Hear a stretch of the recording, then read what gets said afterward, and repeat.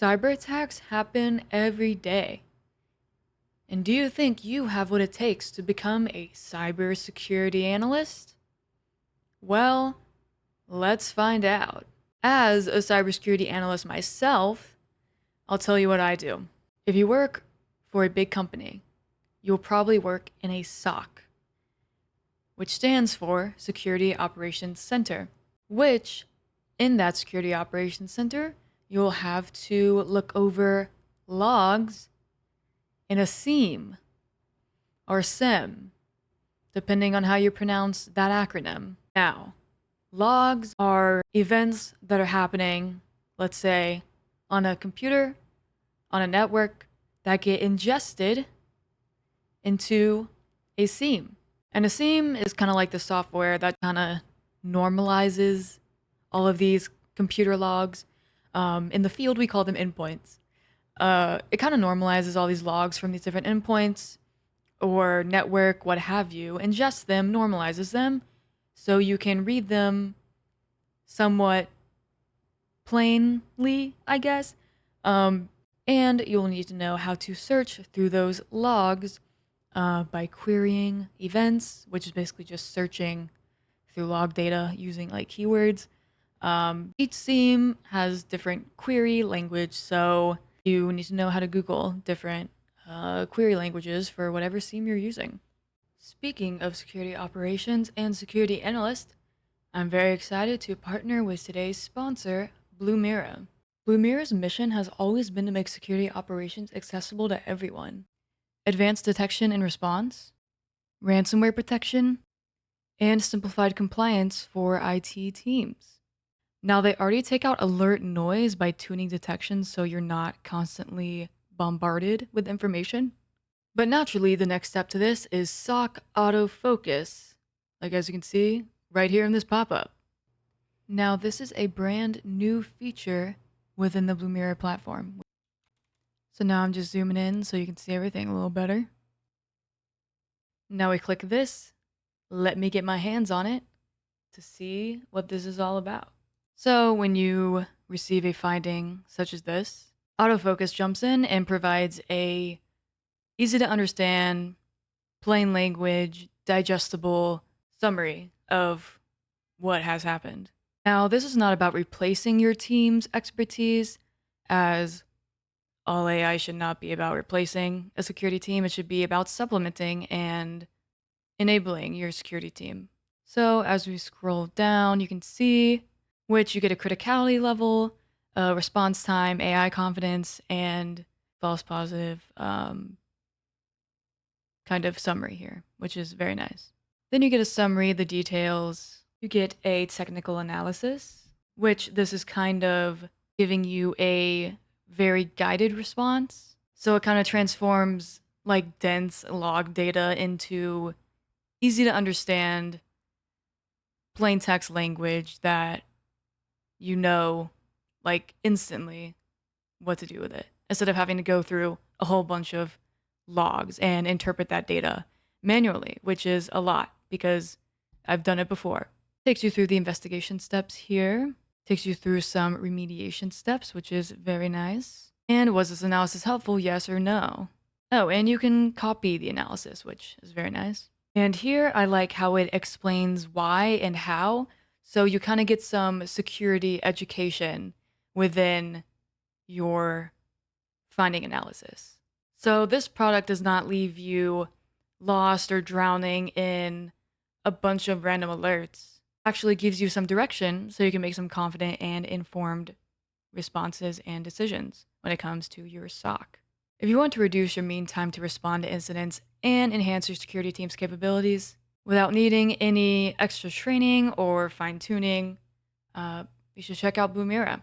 And if you want to check it out, I have a link in the description for Blue Mirror. Now, back to the video. And reading logs. Very important.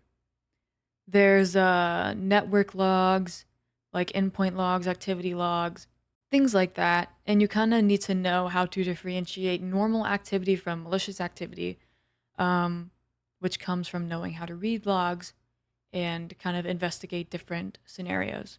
For example, A year ago, a big data breach happened to one of my past workers' clients.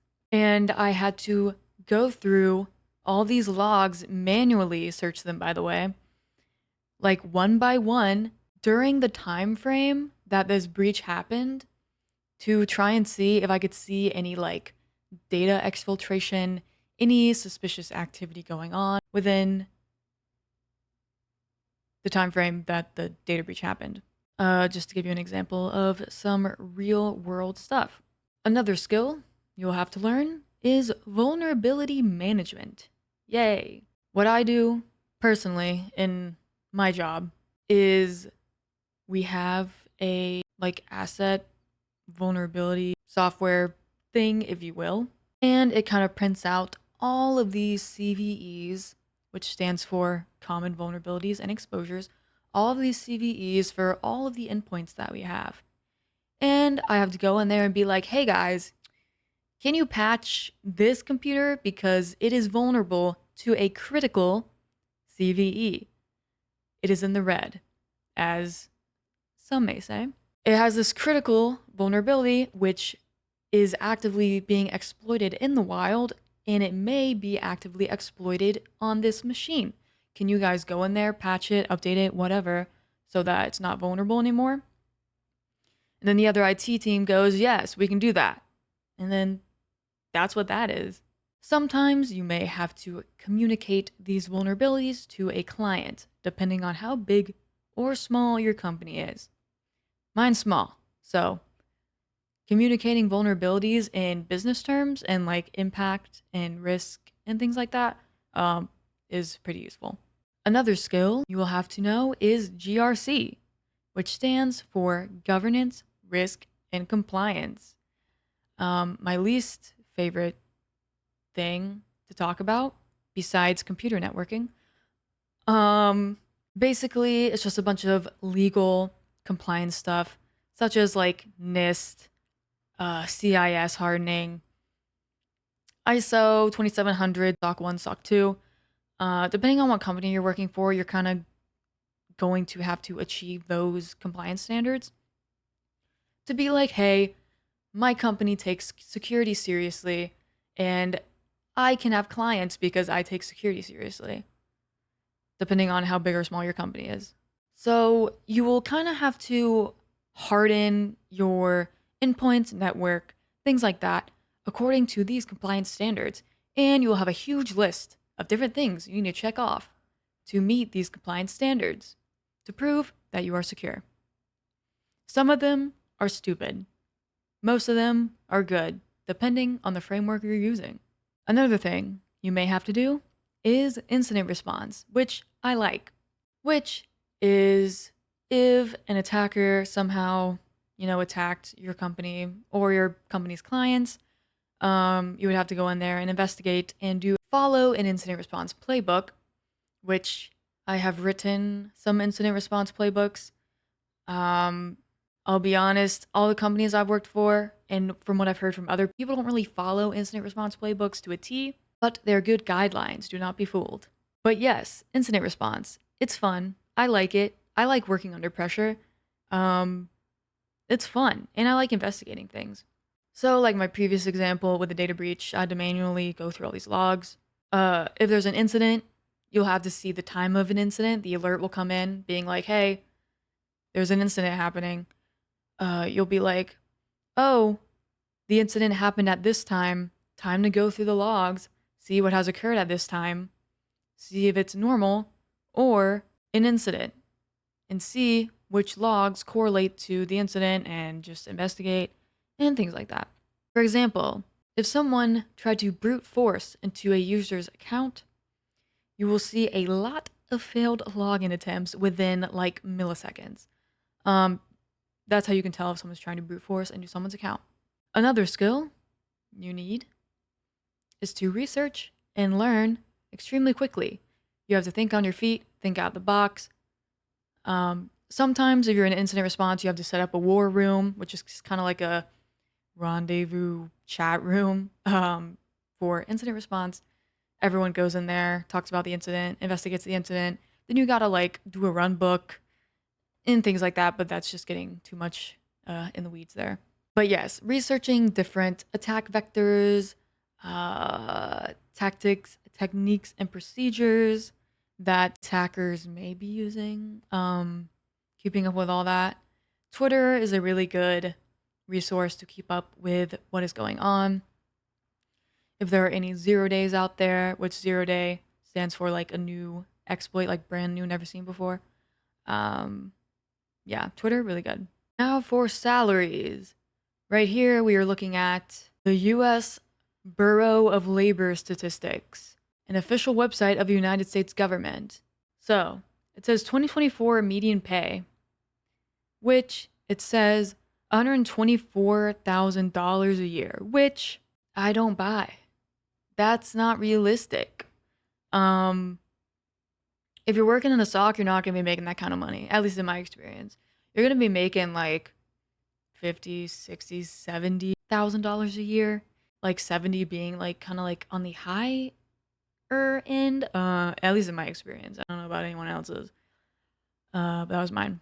Yeah, work experience in related occupation, less than 5 years experience making $124,000 a year as a analyst. In my experience, not realistic. Work environment, computer systems design and related services, computer systems design, like making sure it's secure. I mean, I guess at a really basic level. Finance and insurance, management of companies and enterprises. This is not accurate. I don't know what the US Bureau of Labor Statistics, I don't know what statistics they have or where they are getting them. But it's not accurate. Except for this, information security analysts sometimes have to be on call. And yeah, depending on what company you work for, you kind of have to work shifts.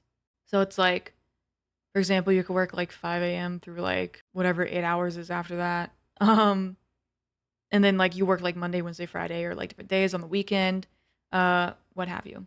When I was first getting into cybersecurity and applying to cybersecurity analyst roles, I actually interviewed at this company. I went through 5 rounds of interviews, and this was a company where I said I would be willing to work overnight shifts because I wanted to get into cybersecurity so bad. And I was like, I will literally like work overnight. Like, I will basically just want this job. And they did not hire me. So that was fun. But actually, thank God they didn't, because I would not want to work overnight shifts. I was just so desperate for a job. Maybe they smelled the desperation and didn't want to hire someone so desperate for a job. Anyway, that's kind of the skills you need for a cybersecurity analyst role, SOC analyst, what have you. Blue team. Hope you guys got something out of that. Make sure to like, subscribe, punch all the buttons in the face, and I will see you in the next video.